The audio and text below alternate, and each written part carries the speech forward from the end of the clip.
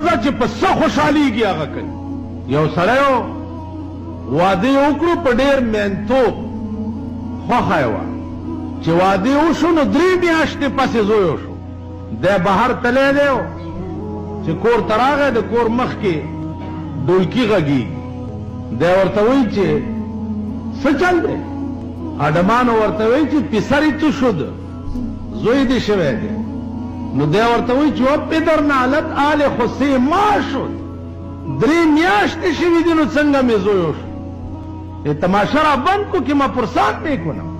تماشے بند کے خزے تراغے وے خزے داد سے چل دے بیختی آگے وے بے وقوف تو عقل نہ داری 3 ماہ شد کہ تو مرا گرفتی 3 میاشتی اوشوی چی تازنی ولی ما و 3 ماہ شد کہ ما تورا گرفتے او 3 میاشتی اوشوی چی ما تنی ولی و 3 ماہ شد کہ ما بخانه تو آمده او 3 میاشتې وشو چې زه دې کور ته راغلم 9 ماه پوره شد نه.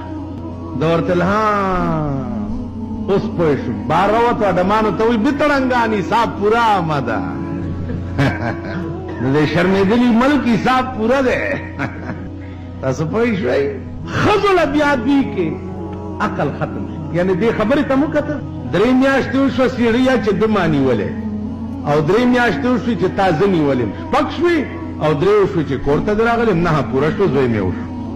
دې قوم نه عقل الوتی دی سوچ خو سوال نه پیدا کیږي.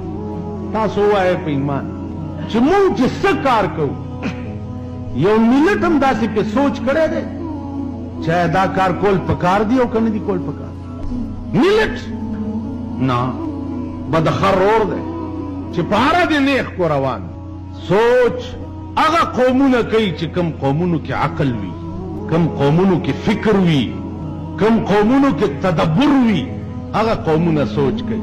زمون قوم او سوچ نه خبره وته ده وقتی طور د پیشکړي ساګرونه دي په لګ بګار مس رستو کار سے مصیبت ورپسې راځي. زما عزیزانو دا لو قوم دی دا به اوچتېږي نه. تاسو به وګورئ د دې انجام با تبعی او رسوائی او ذلت وي.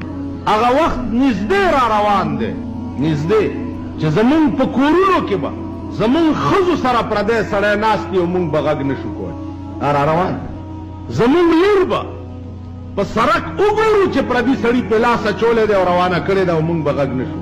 څو پورې چې دې قوم کې انسانیت سوچ او فکر او تدبر نه پیدا